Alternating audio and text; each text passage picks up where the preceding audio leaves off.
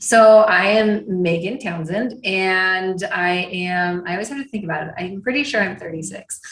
I try not to think about it too much because it doesn't matter. I am a PA in dermatology, and I'm actually now stepping back from clinical practice, which is I'm actually very excited about, to run the company my husband and I started, which is a tree care company. So I love doing all the back office things. I'm one of those weirdos who loves QuickBooks, and I'm learning to love marketing. So that's kind of my day to day.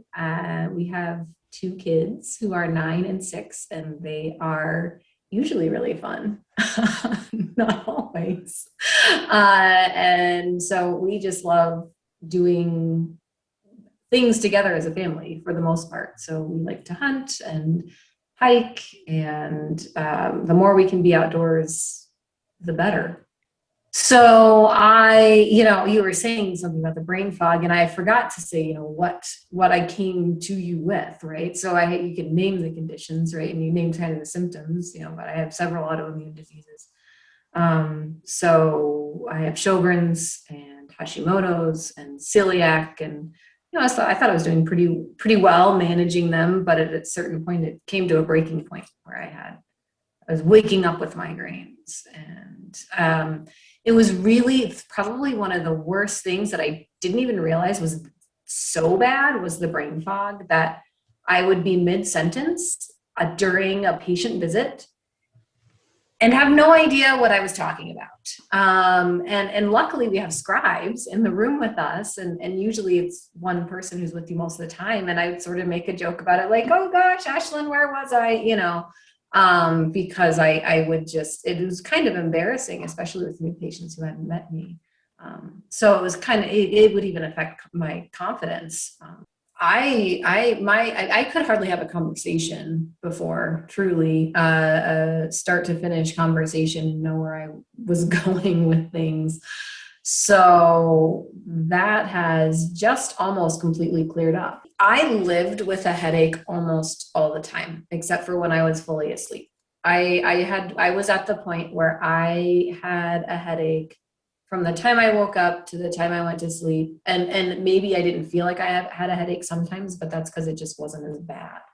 When I would get home from work, like, leave me alone. And so I would snap really easily, and would kind of sometimes sort of disappear for a little bit because I just, or take longer to get out of bed because I didn't want to deal with things. So that was, I didn't enjoy time with my family, feeling like it was tough to get through the day. I was always exhausted in the afternoon, and that's when the brain fog was the worst. I got to the point where I was losing ground at the gym. I had built a ton up at the gym, and then I just started not being able to perform. And I was worried about hunting, because we hunt hard. we climb to the highest areas people don't want to climb, and go long distances. And I was having a lot of joint issues and just fatigue, and thinking I wasn't going to be able to do what we wanted to do, especially this last season with some of the tags I had. And that's one of the things that prompted me to say, okay, something's got to give. We were only maybe a few weeks into this when the hunting trip came, and already I was seeing a difference. I had this nagging issue with my hip that I thought, okay, if anything's going to limit me, it'll be this, because I won't be able to walk. And I didn't have any issues at all. And I mean, I'd been through PT with that. I'd done, body work with a functional trainer, and that was helpful, but it would still crank up if I overused it. And I didn't have that at all. It's just exciting to say, like, look, I feel great. And it's just from doing things that we should be doing anyway. I think I've said it before that, I don't feel like I'm a prisoner in my own body. having that control. And so that leads, I think, to feeling like you have control over more situations, beyond just sleep and eating patterns. I've learned how to organize my life to where I can do more things because I feel like doing more things. I think before it didn't really matter, and my excuse was I'm tired and I don't have time. Having Hunter know you, and kind of experience seeing what you had done with some people that he also knows, I think was helpful. I think my own health just getting worse and worse, and the fear of that, and knowing that when nothing against physicians or other PAs, but when you go to the doctor, you kind of, okay, well, your blood work's looking pretty good, here's your more medication, and yeah, you're just going to feel tired sometimes. I just didn't want unfortunately, I've had family who's sort of been taken and been burned with naturopath and that type of thing. So unfortunately, you kind of get lumped into that in functional medicine.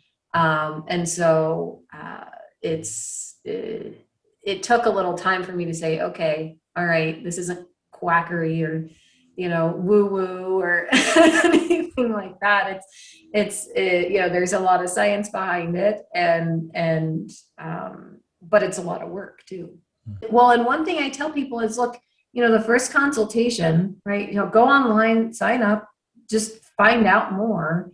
And I say that first visit it's not about fixing you yet.